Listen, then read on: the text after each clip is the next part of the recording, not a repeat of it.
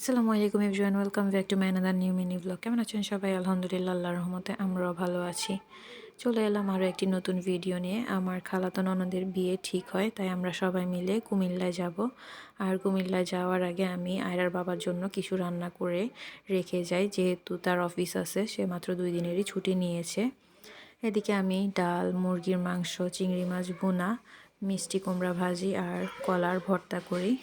এছাড়াও তার জন্য আমি পরোটা বেলে ফ্রোজেন করে রেখে আসি, যাতে সে খুব সহজেই বের করে ভেজে খেয়ে ফেলতে পারে। এদিকে আমার মেয়েরও খিদা লেগে যায়, যার জন্য আমি অল্প করে তাকে পাস্তা করে দিই, আর সাথে আমরা নিয়ে নিই চা। চাটা খাওয়ার পরে আমি রাতে আমাদের লাগেজটা প্যাকিং করে ফেলি, এবং প্যাকিং করার পরে আমরা তিনজন ঘুমিয়ে পড়ি।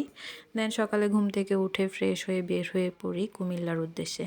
বাসা থেকে বের হওয়ার পরেই আমরা সিএনজি পেয়ে যাই। দেন আমরা বাস স্টেশনে চলে যাই। আর আমার শ্বশুর শাশুড়ি ননদ তারা তাদের বাসা থেকেই আসবে।